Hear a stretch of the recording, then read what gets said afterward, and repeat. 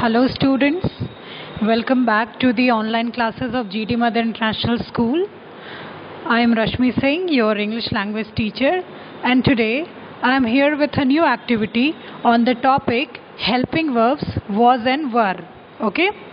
So today we will learn something about the helping verbs was and were. So let's begin. Helping verb was.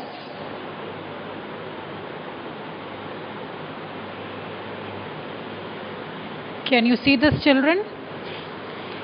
And next is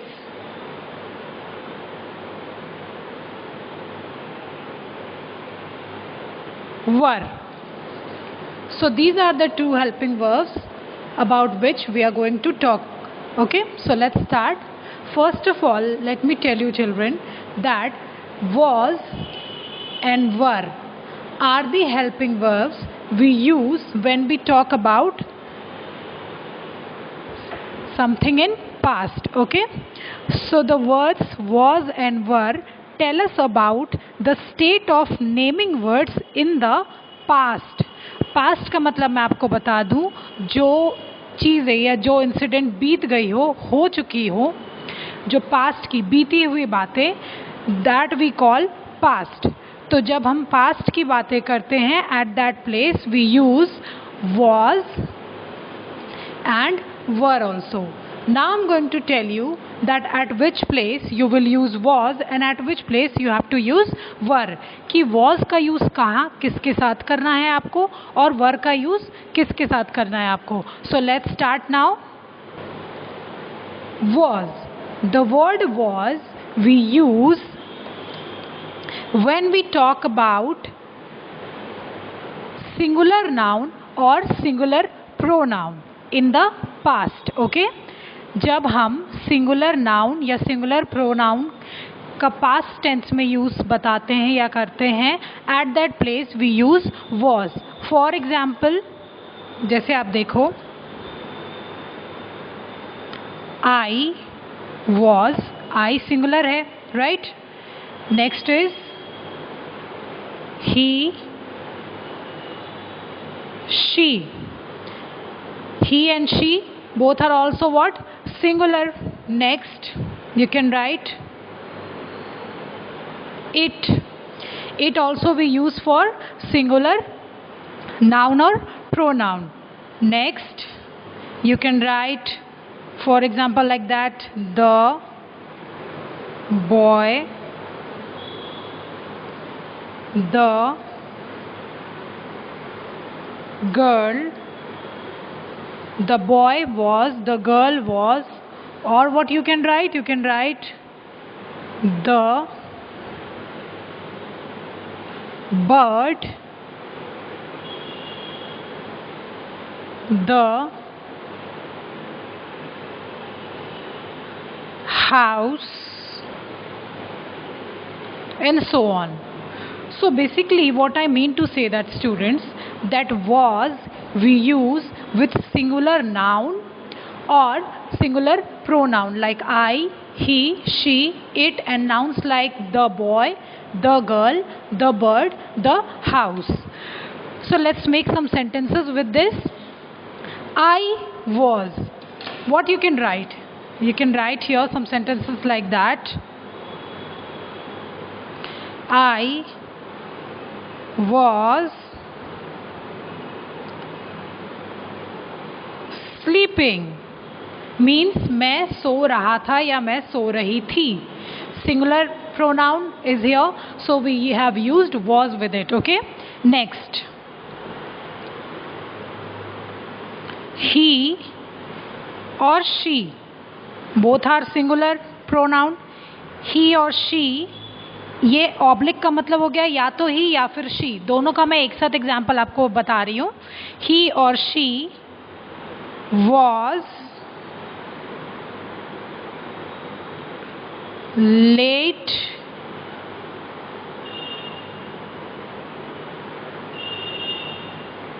for the school.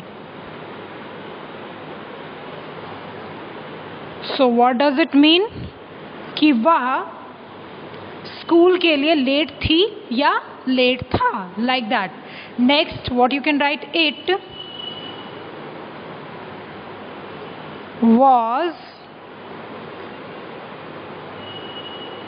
raining. बारिश हो रही थी. It was raining, right? Next, what you can write, the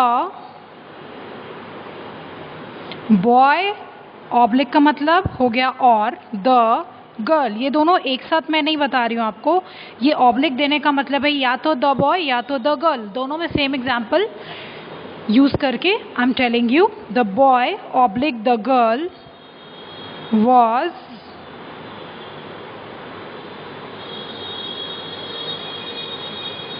speaking loudly. So these are the examples like you can make with the help of was, helping verb was. Okay, I was sleeping, मैं सो रहा था. He या she was late for the school, वह school के लिए late थी या late था. It was raining, बारिश हो रही थी. The boy या तो फिर the girl was speaking loudly, लड़का या फिर लड़की काफ़ी तेज से बात कर रहा था या कर रही थी. So in this way you can use helping verb was. Okay, next we will talk about were helping verb. Okay, about was we have talked, was के बारे में मैंने आपको बता दिया. अब हम were के बारे में बात करेंगे.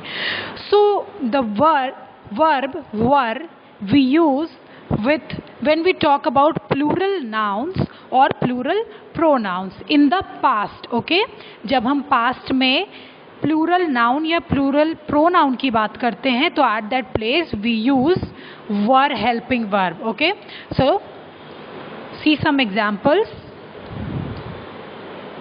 Like we were, you were, they were, the boys. देखो यहाँ पे प्लूरल हो गया ना, वहाँ पे सिंगुलर था was के साथ. the girls, यहाँ भी गर्ल्स प्लूरल हो गया, राइट. the birds, वहाँ बर्ड थी, यहाँ बर्ड्स हो गई.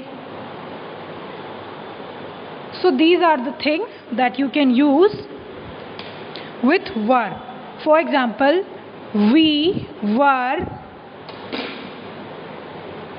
you can write some examples like that. We were playing in the park. हम पार्क में खेल रहे थे. यहाँ पर हम we प्लूरल हो गया, so that's why we used were here. Next, you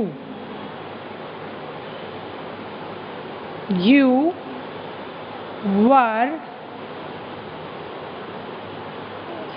sad, तुम उदास थे.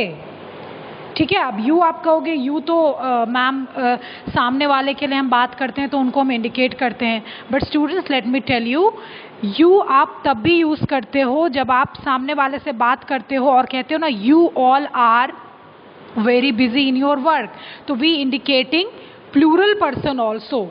ठीक है, जब हम किसी सिंगुलर से बात करते हैं वो भी हमारे सामने होता है तो उनके लिए हम यू यूज़ करते हैं. But when there are more than one people तो उस प्लेस पे भी आप कहते हो यू ऑल गर्ल्स और you all boys are very naughty और very intelligent, like that. Okay, so यहाँ भी यू के साथ वर यूज़ होगा, ये प्लूरल में आएगा यू, आप ध्यान रखोगे. Next, they were very happy, वे बहुत खुश थे. दे वर वेरी हैप्पी, सभी पास्ट में है, थे. ठीक है, नेक्स्ट, द बॉयज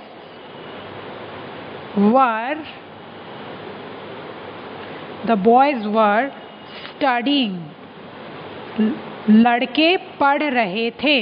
और यहाँ आप गर्ल्स भी लिख सकते हो, द गर्ल्स वर स्टडिंग. ठीक है, जैसे द बॉयज़ वर स्टडिंग तो यहाँ पे द गर्ल्स वर भी स्टडिंग हो सकता है. नेक्स्ट, द बर्ड्स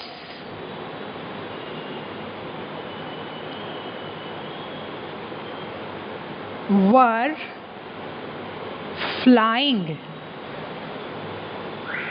चिड़िया उड़ रही थी. The birds were flying. ठीक है. So these are the examples that you can use with were. Like we were playing in the park. हम पार्क में खेल रहे थे. You were sad. तुम दुखी थे, उदास थे.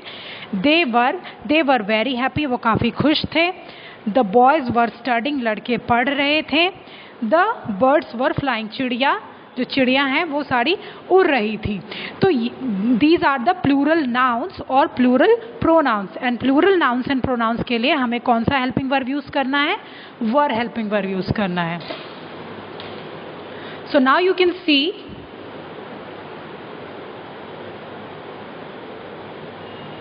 use of was and were. So what I have told you, was we use when you talk about singular noun or singular pronoun, और were का use आप तब करोगे when you talk about plural noun or plural pronoun. Now students, I'm going to tell you that with the help of these helping verbs was and were, you can make question also. But how? Let me show you. Here are some examples like he was right, वह सही था. They were sleeping, वे सो रहे थे. I was confused, मैं confused था. You were laughing, तुम हंस रहे थे.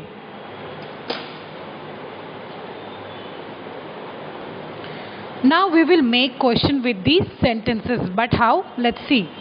So the helping verb like was, were, you have to use this helping verb at the first place of the sentence, and then after you will make the sentence. Let's see. Like it is written here, he was right.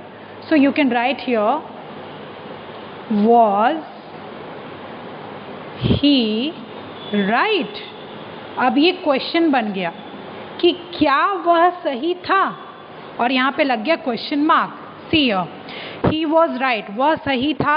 अब इसको जब हमने question में बदला तो ये हो गया वॉज ही राइट, यानी कि क्वेश्चन वर्ड.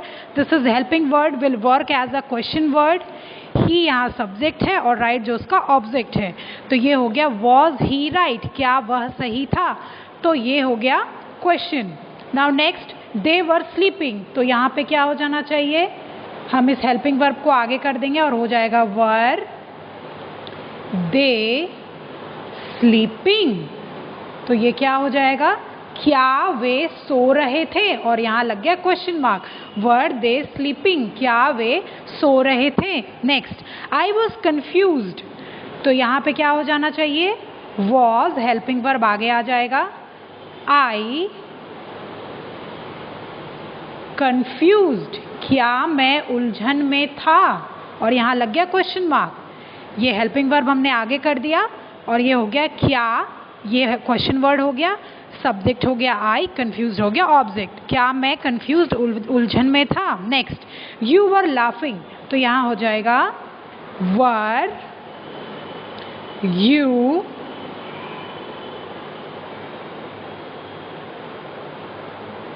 लाफिंग, क्या तुम हंस रहे थे.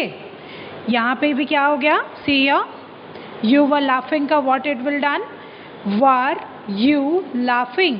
बिकॉज हमने ये हेल्पिंग वर्ब को आगे कर दिया तो ये क्वेश्चन वर्ड में बदल गया एंड ये हो गया question word subject object. So in this way you can make questions also by the help of these helping verbs was and were. एक बार मैं फिर से रिपीट करती हूँ कैसे बनाना है.